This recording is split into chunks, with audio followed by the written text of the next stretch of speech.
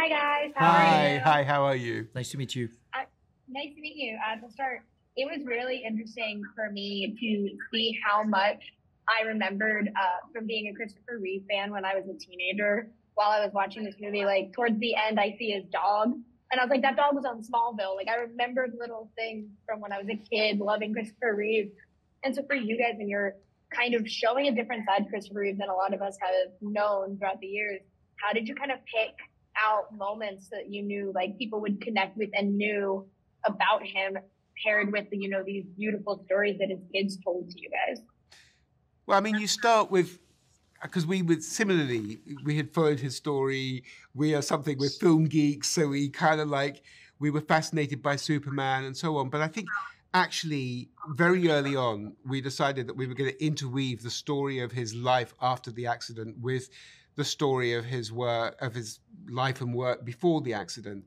And, that then meant that we had, it's like a magnetic force. Certain moments in their life naturally sort of like came to us, and we felt we had to thread these in.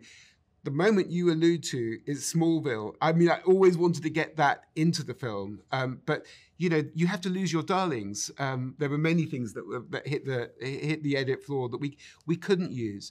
So it wasn't always a question of let's go for those iconic moments that everyone knows.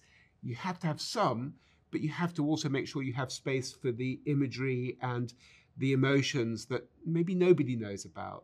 Seeing him as a more vulnerable, private individual, both before and after the accident, was incredibly important to us, for example. And we needed to use some of the information, like, for instance, his love of flying was a great segue to learning how to fly as Superman.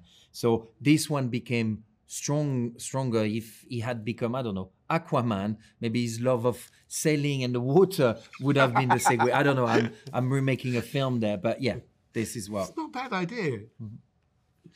I'm the clever one there.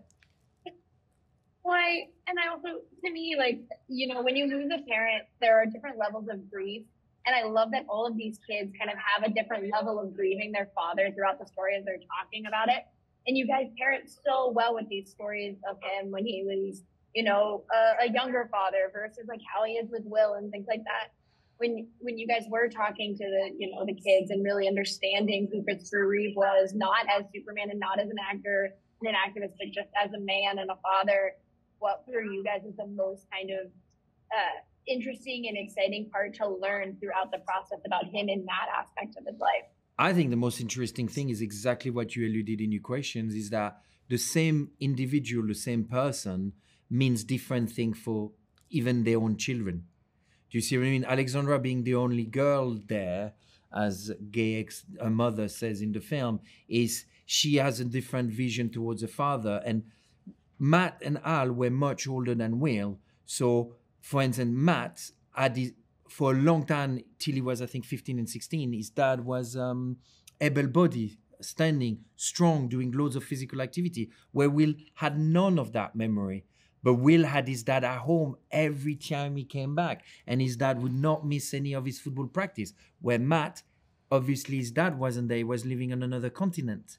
So that could create anger or dysfunctional or animosity. But when we met them, they had the way Chris lived his life after the accident. He reunited the whole family. And Dana made it. She made it a principle that there would be one family. That Matt and Al was her children. Will was a biological child, but both of them were her children. And I think that's a very beautiful lesson. A lot of us have got reconstituted families.